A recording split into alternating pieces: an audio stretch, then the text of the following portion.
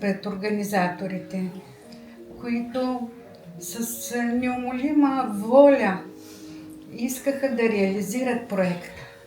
Обичайте гимназията, както я обичаше Веселин. Обичайте възпитаниците си. Създавайте специалисти, истински хора.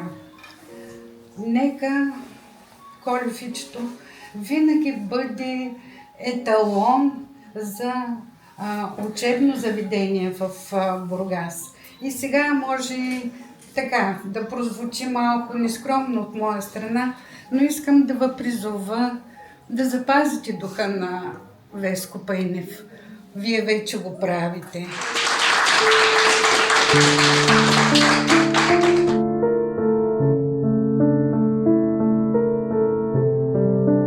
Това е от миналото към настоящето и бъдещето. Заедно да го приемем, благодарим и че сте обща.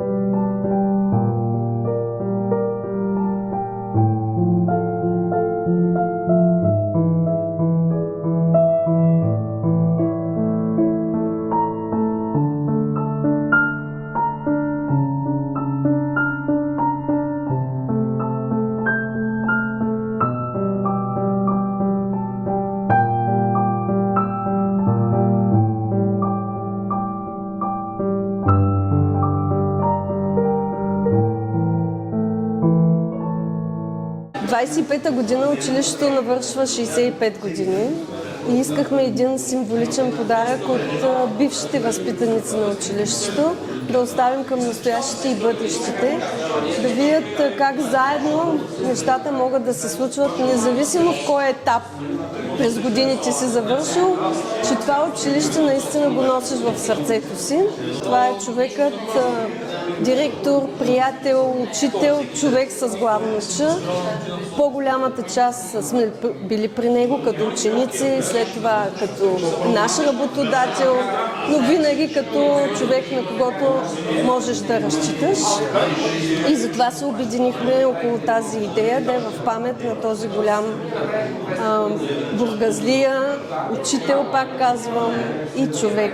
В началото така скептично погледнаха на нещата мои познати, близки. Казах, това е голяма отговорност, която поемаш, но аз бях сигурна, че ще застанат зад мен бившите ученици.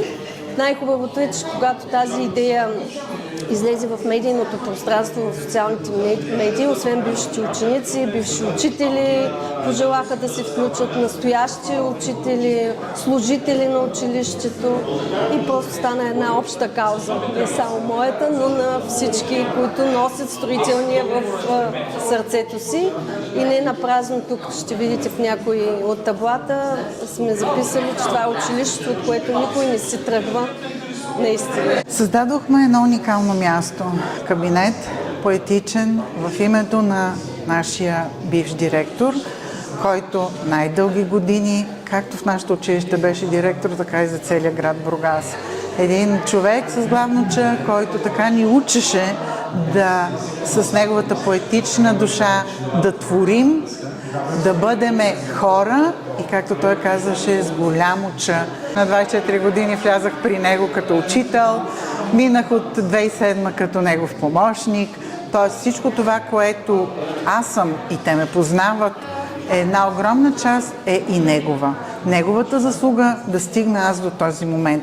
Така че вдъхновението, което даваше, онези моменти, в които и като директор, и като учител, и като човек подкрепяше всички нас. Помнете, млади хора, мен като човек, част от мен е и господин Веселин Пейнев. Интериора в този кабинет можем да видим не само снимките на господин Пейнев, можем да видим едно място, където инсталация с много книги създаде днешният учител, бивш възпитаник на гимназията, ландшафтен архитект Томас Ахчиян, който съвместно с ученици тази година 2025 донесе златния медал за инсталация от Флора Бургас. Прекроихме едно помещение в уникален кабинет, където днес младите хора ще могат да творят, да учат, да придобиват знания и компетентности. Горда съм с това, което постигнахме заедно.